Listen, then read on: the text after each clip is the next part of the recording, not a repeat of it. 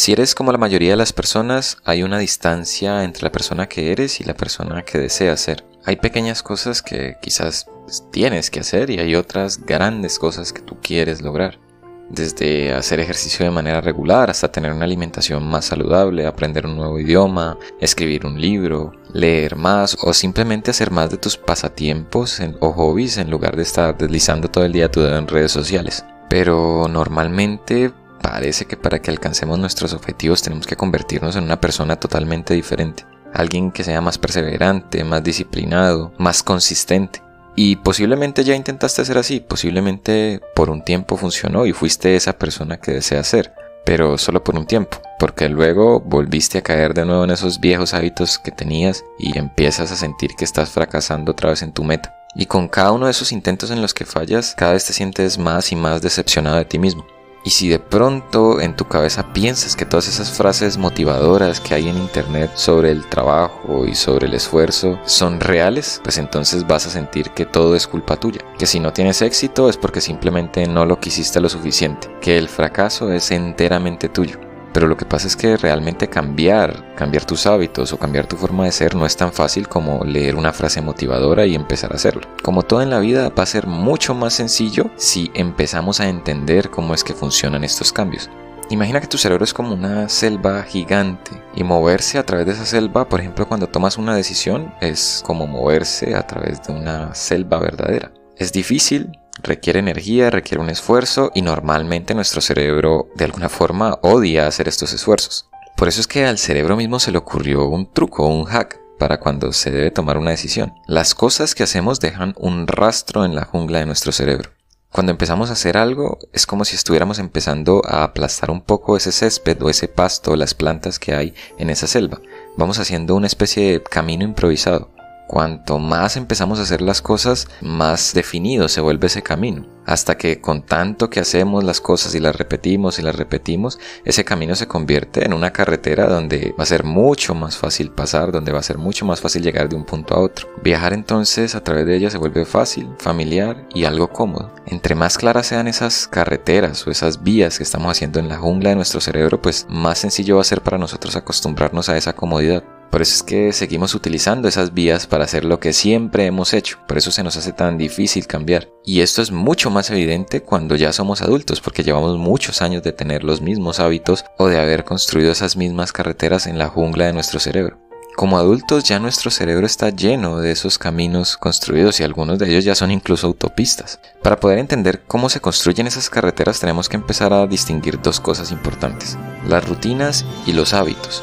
Estas son las cosas que hacemos, rutinas y hábitos. Las rutinas son varias acciones secuenciales que repites porque ya sabes que funcionan. Por ejemplo, cuando tomas los mismos ingredientes para hacer tu plato favorito. Los cocinas en la misma secuencia en la que siempre los has cocinado porque así es como te gusta el procedimiento y porque así sabes que va a resultar en el plato que tiene el sabor que te gusta.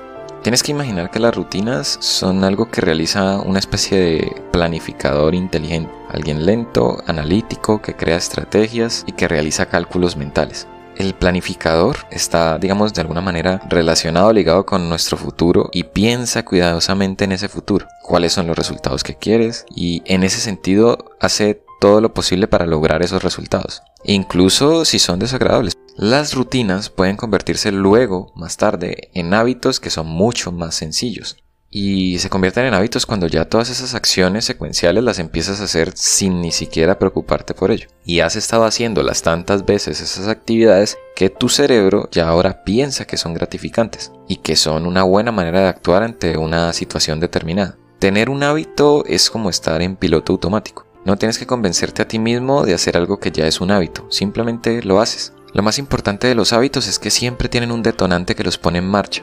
Puede ser cosas pequeñas e individuales o pueden ser un grupo de situaciones. Y esas situaciones le envían una señal al cerebro para comenzar algún comportamiento o acción. Y tenemos muchos desencadenantes de ese estilo. Por ejemplo, cuando tomamos el teléfono, normalmente siempre vamos a desbloquearlo de la misma manera que lo hacemos. O si tienes un automóvil, cuando vas a conducir, normalmente lo primero que haces es ponerte el cinturón de seguridad. O también puede ser que cuando compras un café, normalmente siempre compras una galleta, incluso cuando no tienes hambre. Eso ya es un hábito. Los hábitos normalmente los cumple tu niño impulsivo interno y responde a las cosas que quieres en el momento. Y esas cosas que quieren en el momento pues claramente van a variar según lo que te rodea. Y eso es sin considerar nada a futuro, es una acción de corto plazo. Para ese niño interior el futuro no existe y odia trabajar, entonces cuando detecta un detonante simplemente te guía a empezar ese grupo de acciones que ya son un hábito. Y vuelvo al ejemplo del café, así funciona, cada vez que compras un café, ese niño interno simplemente va a querer una galleta porque así lo ha hecho cada mañana. Y esa misma sensación gratificante que se siente cuando ese niño interno recibe lo que ya está acostumbrado a recibir, es la misma sensación gratificante que ayuda a comenzar la mayoría de los malos hábitos.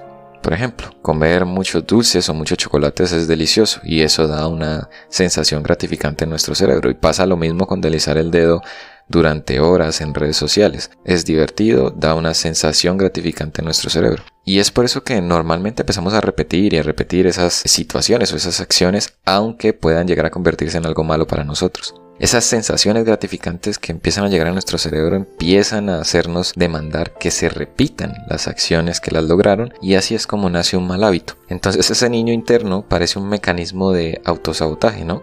Pero no es menos importante que el sabio planificador del cual hablábamos en la parte de las rutinas.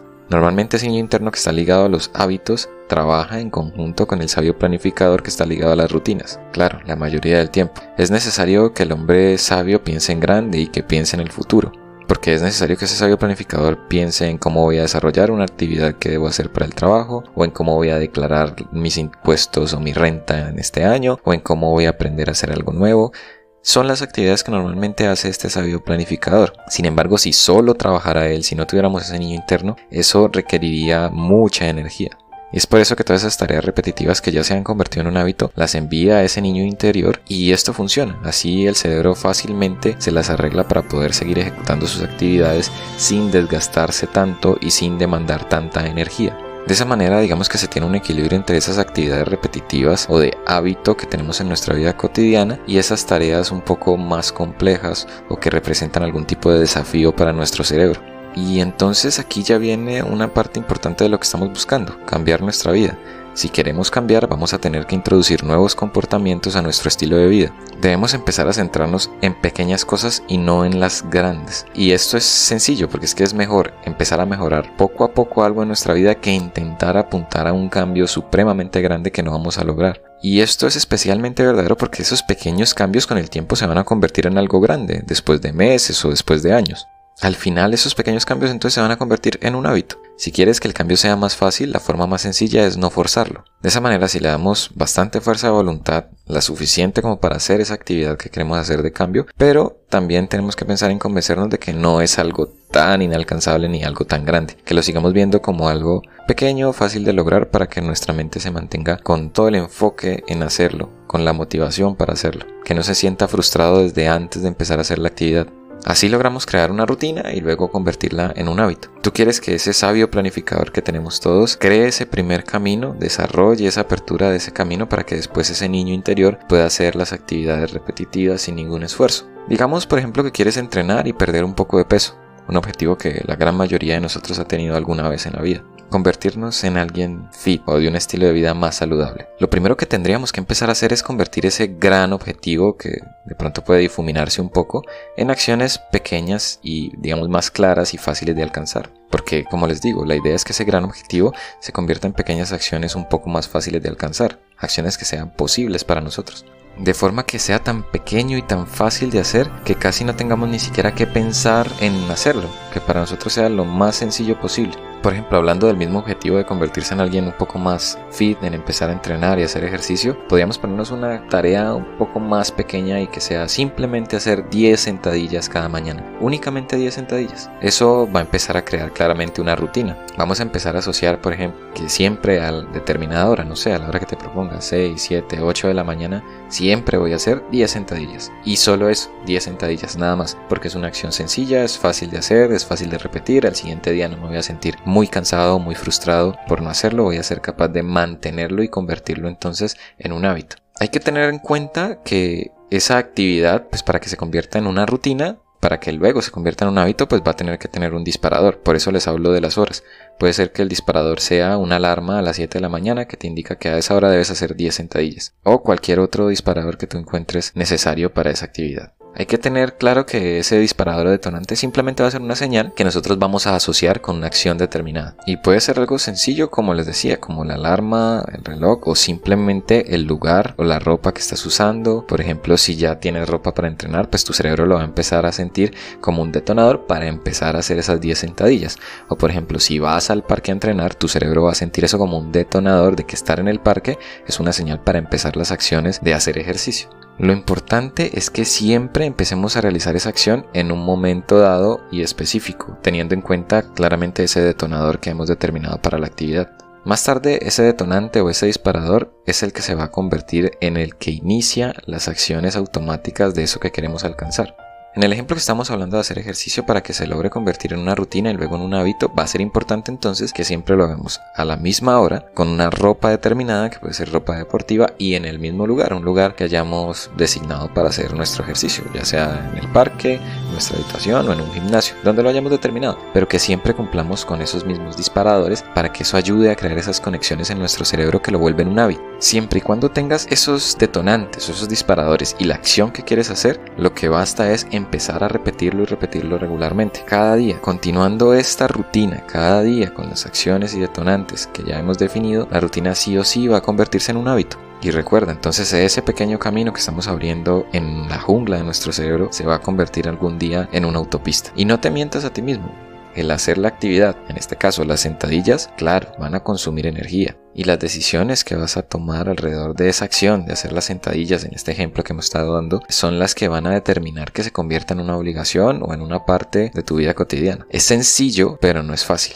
Y eso pasa es porque muchas cosas que queremos convertir en un hábito no te entregan esa recompensa inmediata. Y no podemos comparar esa situación, por ejemplo, la de hacer ejercicio, el nivel de recompensa que nos dan comparado con la recompensa que nos podría dar gastar tiempo en redes sociales, por ejemplo, pues va a ser mucho más lento, va a ser mucho más difícil alcanzar la recompensa con el ejercicio que alcanzarla con deslizar nuestro dedo en un par de minutos en una red social. Lo que podemos hacer entonces para que esa acción no se convierta en algo que vamos a dejar a un lado es hacerla un poco más placentera, no dándonos una recompensa después de terminarla. Eso podría convertirse en algo contraproducente, pero sí haciendo la actividad en sí más placentera. Por ejemplo, mientras estás haciendo ejercicio, podrías combinar ese momento con escuchar algún podcast favorito o escuchar música si te gusta mucho, o podrías incluso poner un video de fondo en tu plataforma favorita y disfrutar del momento mientras haces ejercicio y ver algo que te llame la atención. Hay que empezar a descubrir qué funciona para nosotros, ¿no? Puede ser que para nosotros funciona escuchar música mientras hacemos ejercicio o escuchar un podcast, pero no funciona ver un video porque nos distrae del ejercicio.